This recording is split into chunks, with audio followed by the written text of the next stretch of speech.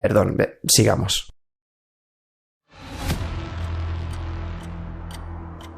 Ya hemos visto que el desencadenante del cambio climático es la intensificación del efecto invernadero, que nos ha llevado a sufrir un calentamiento global que a día de hoy se observa con un aumento de 1 grado en la temperatura media de la Tierra. Así que para comprender las causas del cambio climático tenemos que ver qué es lo que ha provocado esta intensificación del efecto invernadero. En otras palabras, por qué hay más gases de efecto invernadero reteniendo calor y estimulando el calentamiento global. Y aquí hay un principal culpable: el uso de combustibles fósiles. Si la actividad humana es responsable del 95% del cambio climático actual, la quema de combustibles fósiles es responsable de 3/4 partes de dicho calentamiento global de origen antropogénico. Y si hablamos de combustibles fósiles, tenemos que hablar sí o sí del principal gas de efecto invernadero, el dióxido de carbono. Su concentración actual en la atmósfera es de 410 partes por millón, que vendría a representar el 0,04% de todos los gases. Y dices, vale, es poco, pero cuidadito, porque esto es un 47% más de lo que había antes de la era industrial, cuando los niveles eran de 280 partes por millón. El petróleo, el gas natural y el carbón contienen un dióxido de carbono que ha estado encerrado, entre comillas, en la corteza terrestre durante millones de años. Y con su quema, tanto para el uso de combustibles fósiles para vehículos motorizados como para las actividades industriales, así como por la deforestación, combustión de madera y producción de cemento, estamos incrementando peligrosamente sus cantidades. Y además, lo de la deforestación realmente es un pez que se muerde la cola. Los bosques y selvas tropicales son imprescindibles a nivel climatológico, ya que las plantas retiran y almacenan el dióxido de carbono de la atmósfera. Así que la deforestación de bosques y selvas del mundo está provocando que los niveles de dióxido de carbono ya no solo es que no disminuyan, sino que aumenten todavía más, porque hay menos árboles que lo absorban. Pero es que ya no solo eso, sino que cuando encima quemamos estos árboles, se libera al aire todavía más dióxido de carbono. Y el problema con el dióxido de carbono no termina aquí. En el mundo se producen anualmente más de 3.000 millones de toneladas métricas de cemento, y aunque no lo parezca, la producción de cemento es responsable directo del 2% de las emisiones de dióxido de carbono. Pero es que además, el dióxido de carbono no es el único gas de efecto invernadero. Tenemos, por ejemplo, el metano. Es el hidrocarburo alcano molecularmente más sencillo y se produce como producto final del metabolismo de distintos microorganismos anaeróbicos. Se trata de un gas de efecto invernadero 25 veces más potente que el dióxido de carbono, pero su concentración es 220 veces inferior a este, así que en global contribuye menos al efecto invernadero. Pero sigue siendo un gran problema. El sector ganadero es responsable del 40% de sus emisiones. Y esto en un mundo donde se consumen anualmente más de 260 millones de toneladas de carne es un verdadero desastre. De ahí que la industria cárnica sea totalmente insostenible para el mundo. Pero la lista continúa. El óxido nitroso es un gas de efecto invernadero 300 veces más potente que el dióxido de carbono, aunque por suerte no se emite en cantidades tan altas. Pero sigue siendo el tercer gas de efecto invernadero más importante, pues se estima que es responsable del 5% del calentamiento global que estamos sufriendo. Y en este caso, el principal culpable es el sector agrícola. Cultivar extensísimas zonas de la superficie terrestre para obtener productos vegetales no solo puede provocar la deforestación de estos ecosistemas, sino que dicha industria tiene como consecuencia la liberación de óxido nitroso, especialmente por el uso de fertilizantes. Esto hace que la actividad agrícola sea responsable del 64% de las emisiones de óxido nitroso. Y hay otro gas de efecto invernadero en el que no solemos pensar, pero tenemos que pensar: el vapor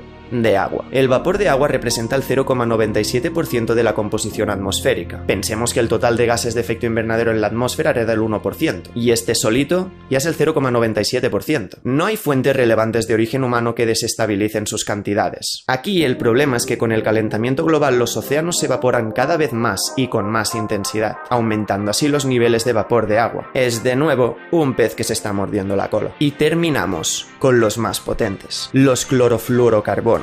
Más conocidos como CFCs, fueron utilizados gracias a su estabilidad y nula toxicidad como gases refrigerantes, agentes extintores y como compuesto para los aerosoles. De todos modos, tras su introducción en la década de los años 30, observamos que eran unos gases de efecto invernadero 23.000 veces más potentes que el dióxido de carbono, y que además destruían las moléculas de ozono. Así que en el año 1989 se prohibieron y desde entonces su uso se ha reducido en un 99%. Pero no hay que olvidar que tienen un tiempo de permanencia permanencia en la atmósfera de más de 45 años, por lo que pese a que sus niveles vayan descendiendo en un 1% cada año, siguen estando ahí, contribuyendo al efecto invernadero artificial. Así que todo esto, el uso de combustibles fósiles, la deforestación, la intensa actividad agrícola, la ganadería, el derroche de energía, la contaminación, el uso de gases fluorados, etc., es lo que nos ha llevado a intensificar suficientemente